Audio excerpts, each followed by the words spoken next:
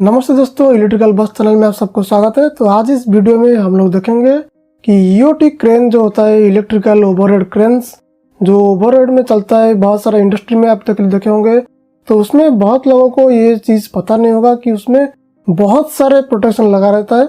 तो जो नया टेक्नीशियंस है, जो नया इंजीनियर्स है और जो नया यूजर है, जो ऑपरेटर है, उनको ये चीज़ हमेशा ध्यान में रखना चाहिए कि हमारा जो क्रेन ऊपर में चलता है, ओवरहेड चलता है, जिसमें हम बहुत सारे मटेरियल्स, हैवी मटेरियल्स भी उठाते हैं। मतलब 1 टन से लेके पूरा 400 टन तक मटेरियल हम उसमें उठाते हैं। तो वो जो ओवरहेड क्रेन्स रहता है, तो उसमें क्या क्या प्रोटेक्शन रहता है, तो ये बात सबको थोड़ा बहुत पता होगा। लेकिन उसका एक्चुअल में अगर देखा जाए तो 10 हमारा सेफ्टी डिवाइस लगता है, जिसमें हमारा बहुत सारे सेफ्टी को देखा जाता है। तो उसमें ऐसा नहीं है कि कई मटेरियल उठा रहे, अगर गिर गया तो दिक्कत हो जाएगा। तो उसके लिए बहुत सारे प्रोटेक्शन डिवाइस लगा रहता है। तो चलिए इस वीडियो में हम लोग पूरा देखेंगे कि कौन सा प्रोटेक्शन डिवाइस हमारा ईओटी क्रेन के लिए यूज किया जाता है। तो सबसे पहले देखेंगे जो हमारा मेन होस्ट का मोटर है या फिर ऑक्सिलरी होस्ट का जो मोटर है। जो मोटर जब घुमाता है, उसका जो रोलिंग का ड्रम होता है और जो मोटर का जो पूरा गियर बॉक्स सिस्टम रहता है, तो मोटर के पीछे एक छोटा सा डिवाइस लगता है, उसको बोलते हैं एनकोडर। तो वो एनकोडर क्या करता है, वो हमेशा चेक करता है स्पीड। मतलब जिसमें हमारा VFD लगा होगा, उसी क्रेन का बात मैं कर रहा हूँ। तो छोटा क्रेन होगा, कोई पूरा डायरेक्ट हमारा ड्यूल शटर से चलता होगा, तो उसमें ये फैसिलिटी नहीं रहता है। लेकिन थोड़ा एडवांस सिस्टम में जाएंगे तो उसमें आपको मिलेगा कि VFD लगा होता है, ABB का हो या सीमेंस का हो या फिर जो भी कंपनी का हो, तो उसमें एक एनकोडर लगता है, जिसमें वो एनकोडर क्या करता है कि जो रोटेशनल स्पीड है, वो स्पीड को ये मेजर करता है और VFD को डाटा देता है। अगर स्पीड ज़्यादा हो गया कि कम हो गया, वो डाटा देता है VFD को। तो VFD का सेफ्टी मेजर्स जो है, वो अगर थोड़ा RPM ज़्यादा नीचे हो गया तो वो क्या करता है, VFD को बंद करा देता है। VFD बंद कर देने से जो मोटर घुमाता है, हमारा लोड को घुमा के उठाता है, ऊपर नीचे करता है, वो उसका जो ब्रेक रहता है वो ब्रेक लगा देता है। तो जो लोड चलता रहता है वो ट्रिप करा देता है, नहीं तो पूरा उसको पकड़ के रख लेता है। क्योंकि अगर कुछ गड़बड़ी मिला तो स्पीड में, तो स्पीड मैच के लिए हमको चाहिए एनकोडर। तो अगर कहीं गलती से रोप टूट गया कि कुछ भी हो गया और बिना कमांड देके मोटर को हमारा रोप अगर घूम रहा है, तो उसमें क्या होगा कि एनकोडर घूमेगा। तो एनकोडर घूमने से वो फीडबैक दे देगा कि ये अभी फॉल्स में चला रहा है, मतलब कोई कमांड नहीं है लेकिन स्पीड में है। तो ये क्या करेगा, सेफ्टी फंक्शन को एक्टिव कर देगा। हमारा क्रेन का जो इलेक्ट्रिकल सप्लाई सिस्टम है वो बंद हो जाएगा। उसे बंद हो जाने से क्या होगा कि जो ब्रेक होगा, ब्रेक लग जाएगा। तो कोई अगर सामान गिर रहा है या फिर ब्रेक रोप टूटा है तो क्या हो, कुछ हद तक वो बच सकता है। अगर पूरा रोप अगर टूट गया तो उसको लोड तो कोई रोक नहीं सकता, वो तो नीचे आ जाएगा। लेकिन अगर गलती से निकल रहा है, धीरे धीरे खुल के आ जा रहा है, तो उसको ये एनकोडर क्या करता है, उसको रोक सकता है। तो एनकोडर हमारा पहला चीज हो गया। पहला चीज में आ गया हमारा एनकोडर, सेफ्टी के लिए यूज होता है। तो दूसरा चीज है हमारा ब्रेक। तो ब्रेक हमारा 2 टाइप का लगता है। एक होता है हमारा DC ब्रेक, जो इसमें हम DC सप्लाई देके एक बड़ा सा कॉइल रहता है, उसको कॉइल को मैग्नेटाइज करते हैं। और मैग्नेटाइज होने के बाद वो क्या करता है, एक प्लंजर को ओपन क्लोज करता है। तो जैसे हमारा डिस्क ब्रेक लगता है गाड़ी में और डिस्क घूमता है, तो उसको साइड में ये जैसे उसका जो डिस्क पैड है उसको प्रेशर पड़ता है तो पकड़ के रखता है। तो उसी तरह से सेम सिस्टम हमारा DC ब्रेक है। तो DC ब्रेक में एक बड़ा सा व्हील लगा रहता है, वो व्हील हमारा पैड के अंदर में घूमता है। तो जब भी ब्रेक हमारा एक्नॉलेज हो गया था तो उसको पूरा पकड़ के रख लेता है। अगर जब हम कमांड देंगे मोटर चलने के लिए, तब वो ब्रेक ओपन होता है और हमारा मोटर घूमने लगता है। तो जो ब्रेक सिस्टम हो गया, ये पूरा हमारा क्रेन का जो टोटल लोड है, जो लोड हम उठा रहे हैं मेन होस्ट में, वो उसका पूरा सेफ्टी रीजन के लिए लगाया गया है। अगर हम मोटर को स्टॉप कमांड दे रहे हैं तो वो जो सामान हम उठा रहे हैं वही पोजिशन में रहना चाहिए। तो उसके लिए हमारा ब्रेक सिस्टम लगाया गया है। अगर ब्रेक सिस्टम को कोई बाईपास कर देता है या फिर कोई उसको लूज कर देता है या फिर ज़्यादा टाइट कर देता है, तो उसमें बहुत सारे दिक्कत आता है। तो उसको पूरा बराबर रखना है, पूरा फिटिंग सेटअप जो है पूरा ब्रेक सिस्टम का, उसको पूरा हेल्दी रखना है। उसका फीडबैक भी बहुत जगह में यूज होता है कि ब्रेक ओपन हुआ कि ब्रेक क्लोज हुआ, तो उसका फीडबैक भी बहुत सारे जगह में कंट्रोल में लिया जाता है। तो ब्रेक हो गया हमारा 2 नंबर। तो 3 नंबर में आते हैं हमारा rotary limit switch. Rotary limit switch का जो नाम है उससे आप पता चल रहा होगा कि लिमिट स्विच तो होता है, और रोटरी लिमिट स्विच क्या है, मतलब उस जो लिमिट स्विच रहता है उसमें एक प्लंजर जैसा लगता है, जब वो रोटेशन करेगा तब वो उसमें बहुत सारे टीथ लगा रहता है। वो टीथ कुछ तक घूमने के बाद जाके एक लिमिट स्विच लगा होगा, वो लिमिट स्विच को हीट करेगा। हीट करने से लिमिट स्विच हमारा फीडबैक चेंज कर देगा। तो रोटरी स्विच हमारा लगता है हमारा जो वेयर रोप है, मेनस्ट में जो मोटर है उसमें जो विंच ड्रम लगता है जिसमें रोप लगता है, तो रोप के साथ एक अटैचमेंट करके जो हमारा ड्रम जो घूमता है उसमें अटैचमेंट करके उसमें लगता है हमारा जो रोटरी लिमिट स्विच। जब वो ड्रम घूमता है तो रोटरी लिमिट स्विच के अंदर में सारे टीथ घूमते हैं। तो टीथ का एक रेशियो रहता है जिसको हम ऊपर नीचे करने के बाद पूरा नीचे कितना नीचे तक जाएगा और पूरा ऊपर कितना हाइट तक जाएगा मैक्सिमम, वो ऊपर वाला और नीचे वाला दोनों का एक सेटिंग करना पड़ता है। 2 लिमिट स्विच रहता है। तो रोटरी लिमिट स्विच में ये उसके अंदर में है, डब्बे के अंदर में, तो उसको एक टॉप वाला लिमिट सेट करना पड़ता है, एक नीचे वाला डाउन वाला लिमिट सेट करना पड़ता है। उसका मतलब ये है कि उतना डाउन जाने के बाद रोप जो हुक को लेकर जा रहा है उतने से नीचे जाने से ये बंद हो जाएगा, और ऊपर जब वो उठा रहा है कोई भी सामान जितना ऊपर उठाएगा उतना में जो लिमिट हम डाले होंगे उतने से बंद हो जाएगा। उससे वो ऊपर चला गया तो जो रोप है वो टूट सकता है, उसमें जो हमारा जो गार्डर रहता है गार्डर में लग सकता है, या फिर उसको जबरदस्ती घुमा के मोटर भी खराब हो सकता है, टूट सकता है, गियर बॉक्स भी टूट सकता है, ट्रिप भी हो सकता है। तो उसके लिए प्रोटेक्शन के लिए उसको ज्यादा ऊपर नहीं उठाते, जितना मैक्सिमम उठा सकते हैं उतने में लिमिट सेट करके रखा जाता है। उसमें वो सेट होता है सब रोटरी लिमिट स्विच से। तो रोटरी लिमिट स्विच हमारा 3 नंबर में हो गया। तो 4 नंबर में देखते हैं ग्रेविटी स्विच। जो रोटरी लिमिट स्विच लगा हमारा ऑफ के लिए और डाउन के लिए लिमिट के लिए, तो एक जो पूरा ऑफ के लिए जो रोटरी लिमिट स्विच के बाद भी और एक प्रोटेक्शन दिया जाता है जिसको बोलते हैं ग्रेविटी स्विच। तो जो रोप हमारा नीचे आता है जिसमें हुक लगा रहता है, तो रोप में आप बहुत सारे जगह में देखे होंगे एक लोहा का कुछ राउंड करके शेप का एक वजनदार चीज रोप में बीच में लटकता होगा। जब आपका रोप जब उठेगा, हुक जब उठेगा वो उसमें टकराएगा और उसको ऊपर जब ले जाएगा तो हमारा ऊपर में एक ग्रेविटी स्विच लगा होगा। उसका जो लोड जो काउंटर वेट नीचे लटका हुआ है वो अगर ऊपर आ जाएगा तो जो ग्रेविटी स्विच जो है वो ऑपरेट हो जाएगा। ग्रेविटी स्विच ऑपरेट होने से हमारा पूरा इलेक्ट्रिकल सिस्टम को फीडबैक दे देगा कि ग्रेविटी स्विच ऑपरेट हो गया है। तो जो ऊपर वाला जो कमांड दिया होगा, होस्ट का जो कमांड दिए होंगे ऊपर जाने के लिए, वो कमांड वहीं से कट ऑफ हो जाएगा, तो उससे ऊपर नहीं जाएगा। तो उससे पहले हमारा रोटरी लिमिट स्विच जो लगा हुआ है वो काम कर लेता है। अगर वो गलती से काम नहीं किया तब जाके हमारा जो ग्रेविटी स्विच लगता है वो लास्ट में काम आता है। तो ये हो गया हमारा। देखते हैं 5 नंबर में। 5 नंबर में है हमारा कॉर्नर स्विच। तो क्रेन से बड़ा क्रेन में जो रहता है जिसमें बड़ा 2 गार्डर रहता है, छोटा वाला क्रेन में ये रहता नहीं है, लेकिन जो बड़ा वाला क्रेन में हम आ जाएंगे जिसे 30 टन से ऊपर जितना है उस सब में डबल गार्डर है और उसमें ऑपरेटर का केबिन रहता है। जिसमें ऑपरेटर का केबिन रहता है उसमें ये चीज कॉर्नर स्विच बहुत लगता है। अगर जिसमें ऑपरेटर केबिन नहीं है, नीचे से खड़े होकर चलाते हैं, तो उसमें कॉर्नर स्विच नहीं लगता है।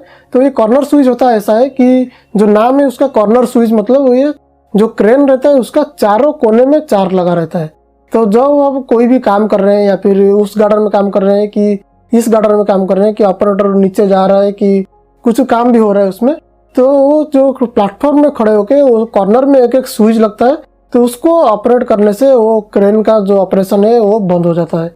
तो चारों कोने में 4 कॉर्नर स्विच लगता है, जिसको कॉर्नर स्विच अगर कोई दबा के जाके काम कर रहा है तो आप जितना भी कमांड देंगे तो चलेगा नहीं, क्योंकि वो कॉर्नर स्विच मारा होगा। तो कॉर्नर स्विच रिलीज करने के बाद चारों कोने का चारों वाला रिलीज करने के बाद जाके सिस्टम हमारा हेल्दी होगा। उसके बाद जो लॉन्ग ट्रैवल, क्रॉस ट्रैवल वगैरह सब चलेगा।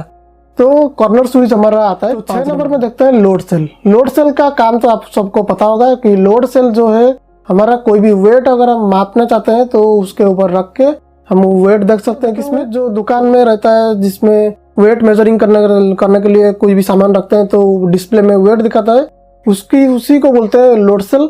तो ये भी क्रेन में लगता है, जिसमें ज्यादा प्रोटेक्शन एडवांस वाला क्रेन है उसमें ये चीज लगा जाता है। तो लोड सेल लगाने का फायदा ये है कि अगर कोई भी सामान आप उठा रहे हैं तो उसका जो लोड है पूरा क्रेन के ऊपर क्या पड़ रहा है, कितना लोड पड़ रहा है, तो उसको लोड सेल दिखाता है। तो लोड सेल का जो डिस्प्ले है वो ऑपरेटर केबिन में रहता है, या फिर आपका अगर रेडियो रिमोट वाला सिस्टम है जो वायरलेस सिस्टम है तो उसका डिस्प्ले में ये दिखा देता है कि इतना लोड है केजी, कि इतना टन लोड है। तो आपको जो रिमोट में है या फिर कोई बड़ा वाला वायरलेस सिस्टम है नहीं तो ऑपरेटर केबिन में जो डिस्प्ले देख के चलाते हैं तो डिस्प्ले में लिखा जाता है कि हमारा जो लोड उठा रहे हैं तो लोड का कितना कैपेसिटी है, तभी यहाँ पे दिखा जाता है सभी। तो लोड का जितना वेट है वो दिखा जाता है। तो आप वो लोड का देख के ज़्यादा लोड नहीं उठाएंगे, तो जितना उसका लिमिट होगा 50 टन का होगा तो 50 टन ही उठाएंगे, 50 टन के अंदर। अगर ऐसा नहीं कि आप 50 टन लिखा है तो आपको पता नहीं है कि सामान का लोड कितना है, आप ज़्यादा उसको उठा दिए, 60 टन का उठा दिए तो क्रेन में कुछ प्रॉब्लम हो जाएगा। तो इसीलिए लोड सेल लगाया जाता है, क्योंकि पूरा एक्यूरेट लोड जो है, आप कितना लोड उठा रहे हैं तो उसको देखने के लिए हमारा लोड सेल भी लगाया जाता है। तो 7 नंबर में आता है हमारा anti collision system. Anti collision का मतलब है कोलिजन्स को रोकना। तो बहुत सारे जगह में क्या होता है कि एक क्रेन के बदले 2-3 बहुत सारे क्रेन लगता है, 4-5 क्रेन ऐसे लग जाता है। तो बहुत सारे शेड में आप लोग देखे होंगे कि जहाँ पे क्रेन का ज़्यादा यूज होता है तो वहाँ पे 4-5 क्या ज़्यादा भी लगता है। क्रेन क्या होता है कि वो गलती से इधर उधर ना देखे, अगर पूरा सामान के ऊपर अगर फोकस किया हुआ है लोड के ऊपर, तो देखता नहीं कि बगल से दूसरा क्रेन भी आ रहा है, कि लेफ्ट साइड से आ रहा है कि राइट साइड से आ रहा है, वो कभी मिस्टेक में वो पता नहीं चलता है। तो उसमें क्या होता है कि हमारा एक रेडियो रिमोट सिस्टम जो इसमें लगा होगा, उसमें एक लेजर सिस्टम रहता है। तो लेजर सिस्टम से क्या होगा कि वो एक रे छोड़ता है कुछ डिस्टेंस तक। वो रे जब एक रिफ्लेक्टर लगता है, यहाँ से एक लेजर का रे छोड़ा जाता है, तो जब जितना पास में आ जाएगा वो लेजर उसको सेंस कर लेता है रिफ्लेक्शन से। तो हमारा जो सेंसिंग डिवाइस लगाया जाता है, एंटी कोलिजन डिवाइस उसको बोलते हैं। तो लेजर से सेंस करके वो पता कर देता है कि हमारा बगल में कोई क्रेन है। अगर लेफ्ट साइड में है तो लेफ्ट साइड वाला एक्टिव हो जाता है, अगर राइट साइड वाले में कोई क्रेन पास में आ रहा है तो वो एक्टिव हो जाता है। तो वो एक्टिव हो जाने से क्या होगा, जब हमारा लॉन्ग ट्रैवल जो हमारा घूम रहा है वो उसको बंद कर देता है। तो मान लीजिए 2 क्रेन, एक लेफ्ट से आ रहा है एक राइट से आ रहा है, तो उसमें के बीच में जो डिस्टेंस रहता है 5 मीटर 6 मीटर का, तो उसको एक डिस्टेंस सेट करके उसको पॉइंट दिया हुआ है। तो पॉइंट आपको उसको घुमा के उसको सेट किया जाता है कि कितना डिस्टेंस पे ये ट्रिप करा देगा। तो उतना डिस्टेंस हम सेट कर देने के बाद वो जब दोनों पास में आ जाएंगे तब उसको जो एलटी है दोनों का ही बंद हो जाएगा, इधर का बंद हो जाएगा और उधर का सेंस करके उधर भी बंद हो जाएगा। मतलब ये जो एंटी कोलिजन डिवाइस है दोनों क्रेन में लगा होगा, तो इधर का जब इधर आएगा ये सेंस करेगा, इधर का जब आएगा इससे सेंस करेगा। तो दोनों सेंस करने के बाद जो लॉन्ग ट्रैवल जो रहता है, तो मतलब जिसमें दोनों टकरा सकते हैं, तो उसी वाला जो फंक्शन है लॉन्ग ट्रैवल का वो बंद हो जाता है। तो 8 नंबर में देखते हैं हमारा इमरजेंसी स्विच। तो इमरजेंसी स्विच के बारे में तो सबको पता होगा कि इमरजेंसी स्विच जो है इमरजेंसी कंडीशन में यूज किया जाता है। तो ये हमारा जो भी ऑपरेटर सिस्टम है, जहाँ रिमोट है या फिर वायरलेस सिस्टम है या फिर ऑपरेटर केबिन से बैठ के चला रहे हैं, तो बहुत सारे जगह में हमारा 3-4 जगह में हमारा इमरजेंसी स्टॉप पुश बटन लगा जाता है। जब भी कोई इमरजेंसी सिचुएशन आता है, कोई टूट गया रस्सी या फिर कुछ मोटर खराब हो गया, कि कुछ भी आग लग गया, कि कुछ भी अगर हो गया, तो इमरजेंसी सिस्टम को इमरजेंसी मारने से हमारा पूरा इलेक्ट्रिकल सिस्टम जो है वो पूरा बंद हो जाता है। तो इमरजेंसी स्विच भी एक सेफ्टी डिवाइस में उसमें आता है। ये अगर नहीं होगा तो कुछ भी अगर इमरजेंसी सिचुएशन आया तो पूरा आदमी जाके वहाँ पे सारे सप्लाई इलेक्ट्रिकल का बंद करना पड़ेगा मैनुअली, तब तक कुछ प्रॉब्लम भी हो सकता है। तो ये इमरजेंसी स्विच रहने से पूरा सारे का सारा कंट्रोल एक बार में बंद हो जाता है। तो ये हमारा हो गया बहुत एक अच्छा सेफ्टी डिवाइस। तो 9 नंबर में देखते हैं हमारा एंटी स्वे सिस्टम। एंटी स्वे सिस्टम में क्या होता है, जब भी हम बहुत लोग देखे होंगे कि जब हम क्रेन से एक मटेरियल उठा के दूसरे जगह में लॉन्ग ट्रैवल करके जा रहे हैं, तो मटेरियल क्या होता है, थोड़ा हिलता है। तो थोड़े हिलने के बाद अगर वही हिलने से मिला के अगर हम चला दिए तो वो ज़्यादा पेंडुलम की तरह हिलने लगता है। तो कोई मटेरियल अगर क्रेन से उठा के ले रहे हैं तो उसमें ये हिलने का बहुत सारे चांसेस रहता है। तो जो ट्रेंड ऑपरेटर है वो उसको क्या करते हैं, थोड़ा आगे पीछे सीटी को एडजस्ट करके या फिर एलटी को एडजस्ट करके उसको एडजस्ट कर देते हैं, उसको एक जगह में रख देते हैं। तो उसको धीरे से लेके फिर जाते हैं, लॉन्ग ट्रैवल करते हैं। तो कभी कभी क्या होता है कि कोई जो ऑपरेटर नया होते हैं या फिर ज़्यादा लोड हो गया, तो उसमें क्या होता है कि किसी से थोड़ा सा टकरा गया तो ये हमारा पेंडुलम की तरह हिलता है जो लोड हम उठा के ले रहे हैं। तो उसमें क्या रहता है कि एंटी स्वे सिस्टम लगा देने से वो VFD से कंट्रोल रहता है। तीनों VFD जो लॉन्ग ट्रैवल का और क्रॉस ट्रैवल का और हाईएस्ट का, तीनों ट्रैवल का तीनों जो हमारा ड्राइव लगा रहता है VFD, उसमें एनेबल करना पड़ता है। तो वो क्या करता है, वो चेक करता है कि हमारा जो आइटम हम उठा के ले रहे हैं वो कितना एंगल पे है। तो उसमें अगर कोई भी एंगल अगर चेंज हुआ तो CT और LT और मेन होस्ट तीनों मिला के उसी को एडजस्ट करते हैं। तो अगर सीटी में प्रॉब्लम है तो सीटी थोड़ा एडजस्ट होता है, एलटी में अगर गड़बड़ है तो एलटी भी एडजस्ट होता है। तो इसी तरह से लोड भी ऊपर नीचे होता है। तो इसी तरह से करके उसको एडजस्ट किया जाता है, जैसे ये ज़्यादा ना हिले, ज़्यादा कोई दूसरा जगह में ना टकराए। तो उसको को बोलते हैं एंटी स्वे सिस्टम। तो जो 9 स्टेप्स हम देखें, 9 नंबर ऑफ सेफ्टी डिवाइस जो प्रोटेक्शन लगा रहता है, वो सारे लगाने के बाद भी कुछ अगर कोई भी सामान जा रहा है तो उसमें एक सायरन लगता है। जो 10 नंबर पॉइंट है हमारा, सायरन और फ्लैश लाइट। तो ये दो चीज़ हमारा लास्ट 10 नंबर वाला पॉइंट है। तो सारे प्रोटेक्शन डिवाइस लगाने के बाद भी कुछ होता है ऐसा कि ऑपरेटर अगर कोई भी सामान, वजनदार सामान उठा के ले रहा है तो आसपास के जितने लोग नीचे हैं उनको पता रहना चाहिए कि यहाँ से क्रेन कोई सामान लेके ऊपर गुजर रहा है। तो इसीलिए हमारा जब भी क्रेन का एलटी मूवमेंट होता है, जो लॉन्ग ट्रैवल जो है वो अगर कभी मूवमेंट होता है तो उसी में हमारा सायरन और फ्लैश लाइट, जो फ्लैश लाइट हमारा बहुत सारी जगह में लगा रहता है, आप सब देखे होंगे। तो फ्लैश लाइट और सायरन लगा रहता है इसलिए कि जब भी कोई सामान उठाने से कोई बचता नहीं, उठा के जब ये रन करेगा, लॉन्ग ट्रैवल करेगा, तब जाके सायरन बजता है कि यहाँ पे क्रेन मूव कर रहा है, कि कुछ छोटा छोटा आवाज बढ़ रहा है। बहुत सारे जगह में लगा देते हैं कि यहाँ पे क्रेन मूव कर रहा है करके। तो वो सारे सायरन लगा रहता है और उसमें एक रेड कलर का लाइट फ्लैशिंग करता है उसमें। तो फ्लैश लाइट फ्लैशिंग करने से बहुत सारे आदमी को आराम से दिख जाता है। नहीं तो किसी को दिखने का प्रॉब्लम थोड़ा थोड़ा है, तो कोई अगर ऊपर ना देखे, नीचे काम कर रहा है, तो उसी को भी उस कान से सुनाई देगा कि सायरन में पता चल जाएगा कि हमारे तरफ क्रेन मूव कर रहा है, तो थोड़ा प्रोटेक्शन कर सके, वो रास्ते से हट जाए। तो ये सबसे अच्छा लास्ट वाला पॉइंट है, जो हमारा सायरन और उसका फ्लैश लाइट।